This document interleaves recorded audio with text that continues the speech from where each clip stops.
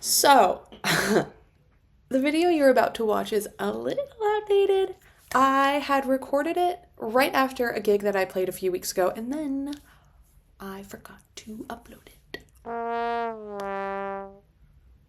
So I'm uploading it now. Yay for you, yay for me, yay for accountability, yay for you having something to put on at the background while you scroll on your phone. I love this for all of us. In addition to that, I've also had a lot of exciting and interesting things happening the last few weeks, so I'm gonna make another video for that soon. But for now, enjoy this video. I don't know, whatever. I hope you're having a good week, and I'll see you later. Bye. Right. Apparently, I have less than 30 minutes to record this, so let's see if I can get it in under 10. I'm already losing steam on the vlogging thing because it is such a new endeavor, aka like the filming and the editing and the splicing together and the flow and the stickers and the sound and the like funny little vlog nods and whatnot. I'm getting a little burnt out. I don't know all the shortcuts for things yet. I don't know all the nifty tips and tricks for like successful video editing. So a lot of it's very manual and very time consuming, and it's fun. Don't get me wrong. I want to be doing this. I want to be doing this, but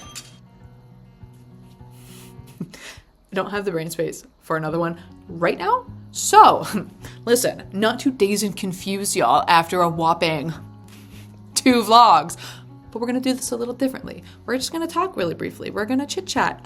Again, try to keep this under 10 minutes. I'm gonna out myself. I just recorded one of these and went to go save it, and it didn't save because guess what? Guess what? It was too long.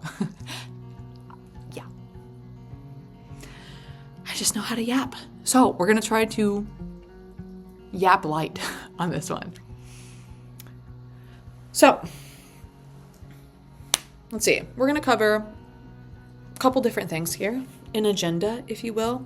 We're going to first talk about Carmella, because we did a Battle of the Bands recently, and we also have another upcoming show, so just going to talk about that a little bit, and then we're going to talk about, I don't know if that's actually any lower, we're going to talk about recording the final vocals on Imaginary Live. That's really exciting. And then we're going to talk about a gig that I had recently, because I have a lot of thoughts about it, so I'm going to try to condense those. Anyways, starting with Carmella. We've been having a lot more rehearsals lately because we do have a free show happening at the Vine in Long Beach on February 28th. It's a Saturday. So we're gearing up for that. We have a full set being worked on for that show. But leading up to that, this past week, so I'm recording this on the week leading into Valentine's Day, so that Thursday, the 12th, we did a Battle of the Bands at a local college. Now, this college has a commercial music program that puts on this Battle of the Bands every year, and you can participate if you are a current student of the program or if you're an alumni of the program. So the Carmella drummer is an alumni of this program, and because of that, Carmella has gotten to play this Battle of the Bands for the last 3 years, including this year. And it feels worthwhile to talk about because it was such like a frenetic experience. It's so quick.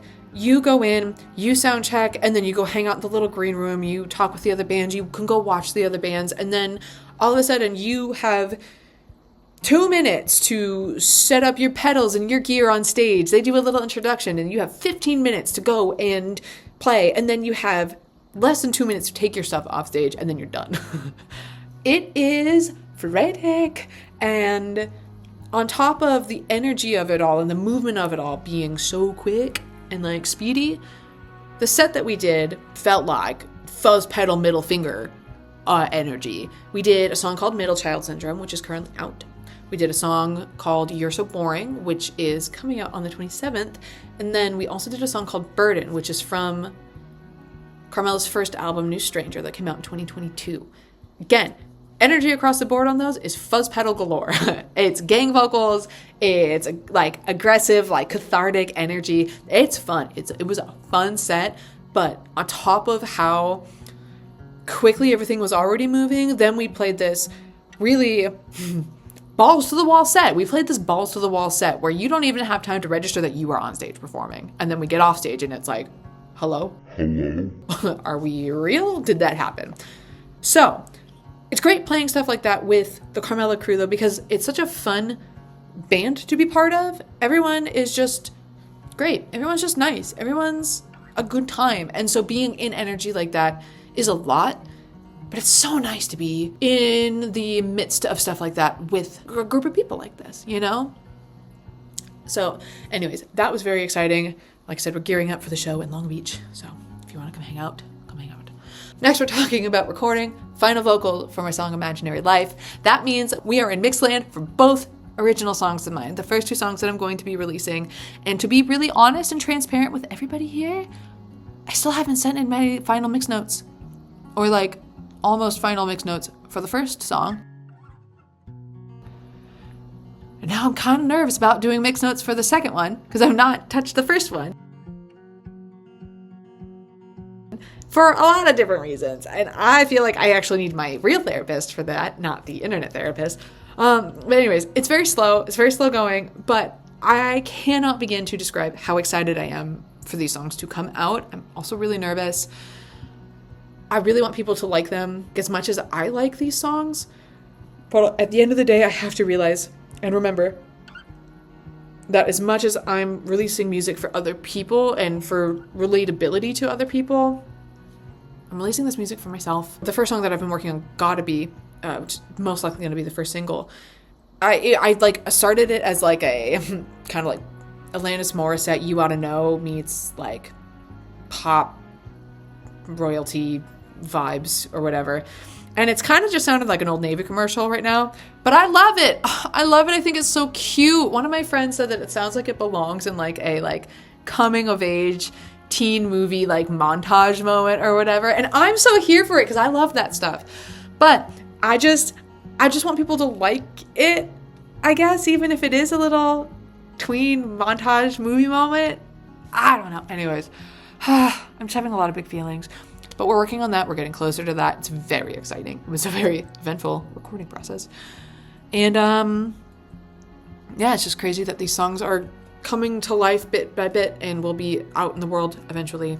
But Imaginary Life is the song that's been playing in the background of all of these videos so far. It's the instrumental version. So I'm excited for the actual full version to be out. So that'll be cool. Okay, and then the other thing that I wanted to talk about is this gig that I played on Friday, the 13th. So I played a gig on pre-Valentine's Day, Friday the 13th, whatever. And I just had this interesting moment where my gig ended at 8, and at 7:58, I was finishing a loop cover of Everybody Wants to Rule the World, which is a bop. People love that song. I like my little loop cover of it. I think I do a good job of it. So people were like interested. So I had all this attention on me. So I had my little outro for myself. I'm Ashley Dillon. You can find me on Instagram. Make sure to tip the bartenders, whatever. But then I had this like split decision to make between leaving the set with Everybody Wants to Rule the World, doing like a really popular song to like close out the set like after Everybody Wants to Rule the World, like choosing another popular song, or choosing the song that I had been planning on doing since I booked this gig.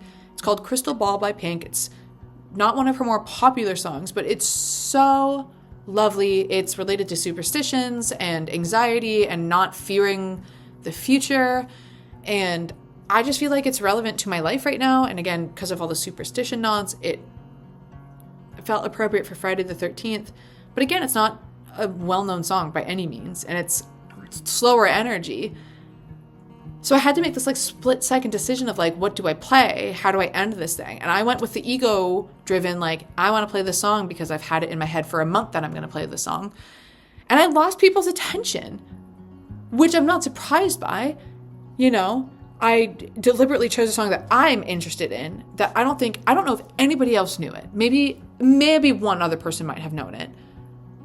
But again, it was a decision for myself and myself alone. And I walked away from that gig feeling conflicted because the like court jester performer side of me is like, oh, you idiot. You're supposed to play something that everybody like it gets into and keeps the attention and interest on you so that people want you back and that they're like talking about you when you're done and they want to talk to you and all of that stuff. But instead, I went the other way and did, again, what served me, but kind of gave people this like permission slip to tune out of me. And again, with these gigs, it's so interesting because you kind of toe this line between being an attention-grabbing asset to the venue that you're playing at, and also just being background noise that helps keep people seated. You know, like that, like they go back hand in hand, right? Like you're background noise, but you're also supposed to be good enough background noise that you keep people's attention, that they want to stay and keep enjoying the ambiance. But you're not supposed to distract from the ambiance. Like it's not your own private show, but anyways, you get what I mean. So like, I just feel like that whole moment just really like split that conundrum for me, like really just showcased it for me. And it was just, I don't know. I also always worry about whether or not my sets are cool enough or interesting enough, or if I'm cool enough to be on stage doing these things, or if, you know, like I'm interesting enough and if I'm like worth being up on these stages, you know? And again, my set lists are a big part of that anxiety because that's what makes or breaks whether or not you're hired back or not. You know, you want, I don't